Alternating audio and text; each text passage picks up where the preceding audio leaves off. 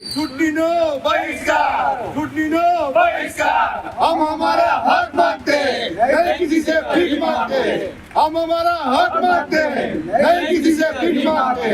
નગરપાલિકામાં 564 ઘરનો વેરો ભરીએ છીએ 13 લાખની આસપાસ, પણ સુવિધા બિલકુલ શૂન્ય છે. માંગ અમારે પાણી અને સ્ટ્રીટ લાઇટ અને સફાઈ. નગરપાલિકામાં 13 લાખથી ઉપર ટેક્સ આપીએ છીએ છતાં પણ અમને અડધી વ્યવસ્થાઓ મળતી નથી. ઘણીવાર કમ્પ્લેનો કરવા છતાં બી અમને આ વ્યવસ્થાઓ મળતી નથી. ચૂંટણીમાંથી કોઈ પણ રાજકીય પક્ષે પાવન સિટીની અંદર હાજરી આપવી નહીં. અમે લોકો ટોટલ ચૂંટણીનો બહિષ્કાર કરીએ છીએ. વારંવાર રજૂઆત બાદ સ્વાગત ફરિયાદ કરી હોવા છતાં પણ અમારો આ પ્રશ્ન સોલ્વ થતો નથી. આખો વિડીયો જોતા પહેલા હજુ પણ અમારી ચેનલને સબસ્ક્રાઇબ નથી કરી તો યુટ્યુબ પર સબસ્ક્રાઇબ કરો અને ફેસબુક અને ઇન્સ્ટાગ્રામ પર ફોલો કરો.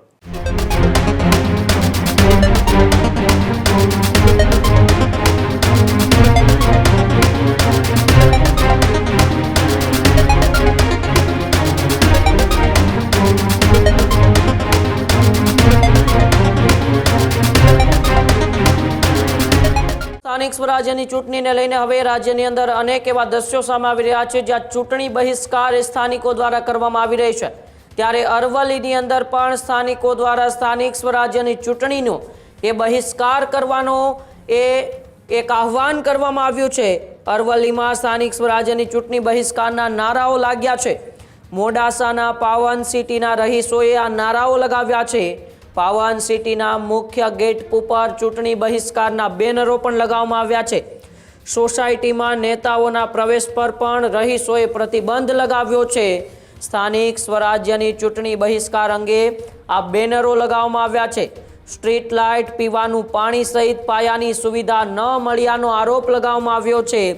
પ્રાથમિક સુવિધાથી વંચિત રહેતા કાર્યો એ ચૂંટણીનો બહિષ્કાર કરવામાં આવ્યો છે. એટલે કે અનેક વખત એવા દ્રશ્યો સામે આવે છે જ્યાં એ પાયાની સુવિધાઓ લોકોને ન મળે તેને લઈને ચૂંટણીનો બહિષ્કાર કરવામાં આવતો હોય છે.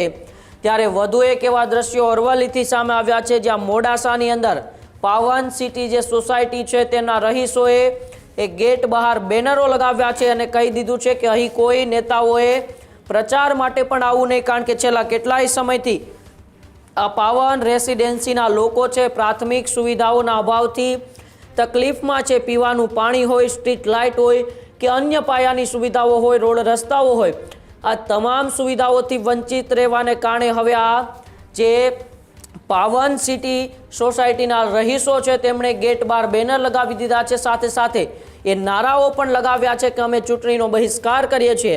ત્યારે આવો એ દ્રશ્યો પણ જોઈએ કે પાવન એ સિટી સોસાયટીની બહાર કેવા બેનરો લગ્યા છે અને સાથે સાથે ત્યાંના સ્થાનિકો શું કહી રહ્યા છે આપણે તેમને પણ સાંભળીએ.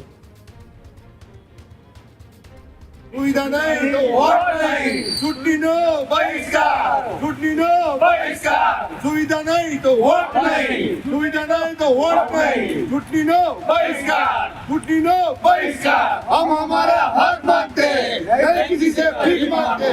हम हमारा हक मांगते हैं, नहीं किसी से भीख मांगते। सुविधा नहीं तो वोट नहीं, चुटनीनो बहिष्कार, चुटनीनो बहिष्कार। सुविधा नहीं तो वोट नहीं, सुविधा नहीं तो वोट नहीं, चुटनीनो बहिष्कार, चुटनीनो बहिष्कार। हम हमारा हक मांगते हैं, नहीं किसी से भीख मांगते। हम हमारा हक मांगते हैं, नहीं किसी से भीख मांगते।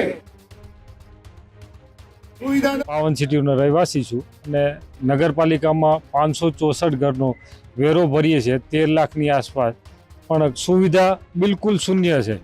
ને પાણી વેરો, પાણી કે નગરપાલિકામાંથી ઇલેક્ટ્રિસિટી કે કોઈ વેરો અમને આપતા નથી.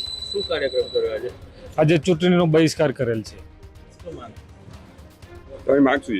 માંગ અમારે પાણી અને સ્ટ્રીટ લાઇટ અને સફાઈ.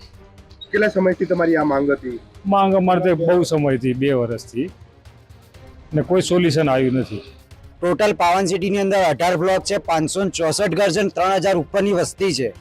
છતાં પણ નગરપાલિકામાં 13 લાખથી ઉપર ટેક્સ આપીએ છીએ છતાં પણ અમને અડધી વ્યવસ્થાઓ મળતી નથી. જેમ કે પાણીની વ્યવસ્થા, પાણી પૂરતું મળતું નથી, સ્ટ્રીટ લાઇટની વ્યવસ્થા નથી મળતી તથા સફાઈની વ્યવસ્થા પણ વ્યવસ્થિત થતી નથી.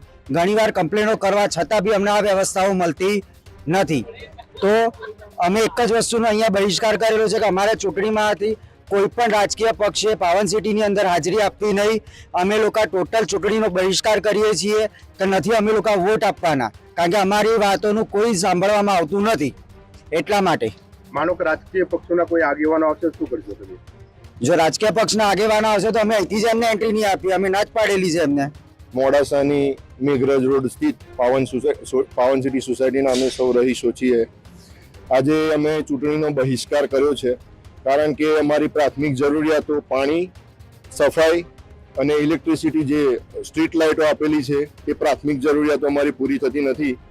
વારંવાર નગરપાલિકામાં રજૂઆત કરી હોવા છતાં, વારંવાર રજૂઆત બાદ સ્વાગત ફરિયાદ કરી હોવા છતાં પણ અમારો આ પ્રશ્ન સોલ્વ થતો નથી અને સોલ્યુશન ન થવાના કારણે અમે આ પગલું લીધેલું છે અને સૌ રહીશોની લાગણી અને માગણીને ધ્યાને રાખી અને અમે આ નગરપાલિકાની ચૂંટણીનો બહિષ્કાર કરેલો છે, જેથી આ કાર્યક્રમ અત્યારે થયેલો છે. આ જ પ્રકારની તમામ અપડેટ જોવા માટે ન્યૂઝરૂમ ગુજરાતને લાઇક, શેર અને સબસ્ક્રાઇબ કરવાનું ભૂલતા નહીં.